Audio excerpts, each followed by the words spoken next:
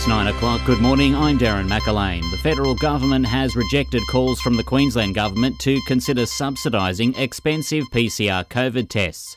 The Palaszczuk government will require travellers to get the test, which costs about $150, to enter the state when the borders fully reopen. But Treasurer Josh Frydenberg says the federal government has already done the heavy lifting. We, at the federal level, have picked up the vast bulk of the expenses through the pandemic. As you know, we've spent billions of dollars procuring the vaccine. We've paid for the pathology providers. We've supported the GPs. Federal politicians are heading back to Canberra for the final sitting fortnight of the year.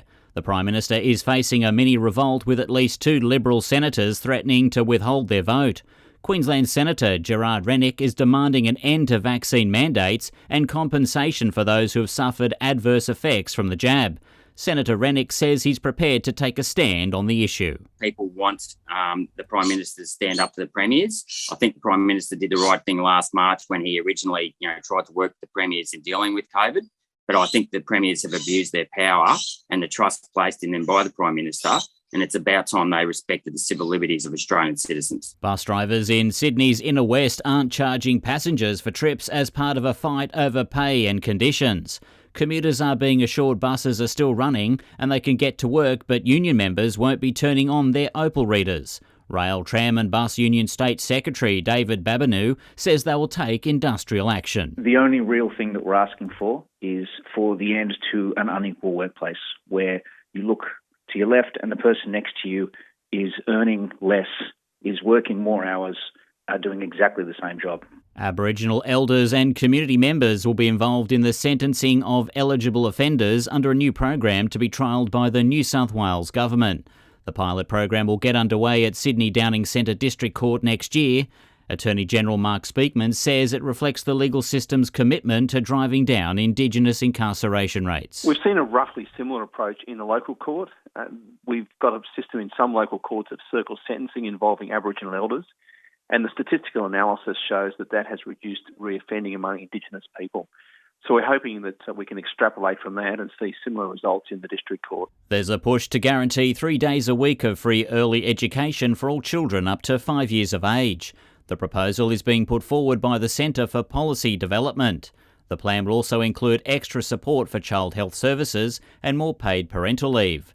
The Centre's Chief Executive, Travis McLeod, says the reform would cost $20 billion over a decade, but eventually deliver an economic benefit. Our projections show that the guarantee will be cost neutral by the time it's fully implemented in 2030, and by 2045 there'll be a net return of $15 billion every year. People renovating their homes are being reminded about the hidden dangers of asbestos. It's National Asbestos Awareness Week, educating people about the deadly fibres lurking in homes built before 1990. Asbestos Safety Eradication Agency Chief Executive Justine Ross says older homes need to be checked before work is carried out. You should get a professional out to locate whether it does have asbestos-containing materials. They can give you advice on how to safely manage it. And also whether it needs to be removed. The Australian Medical Association is warning Western Australia's country regions will not be prepared in the case of a COVID outbreak. The WA Premier says they're doing everything they can to get people vaccinated in remote areas. But AMA WA President Mark Duncan-Smith says those plans should be fast-tracked to ensure health systems can manage when the virus eventually reaches the WA areas. What we want the government to do is to achieve an outcome that is a slow burn and not a tidal wave of COVID cases so that our medical system is not overrun. And briefly in other news, the National Asthma Council is warning asthma-related deaths remain stubbornly high. And an Australian-made iPad game is dramatically cutting down the time it takes to diagnose childhood speech disorders. Turning to sport, and Fernando Alonso has finished on the podium in Formula One for the first time in 7 years at the Qatar Grand Prix. Lewis Hamilton won the race ahead of Max Verstappen. And the Waratahs have finalised their squad for the coming Super Rugby season, headlined by the return of Wallabies captain Michael Hooper from his stint in Japan.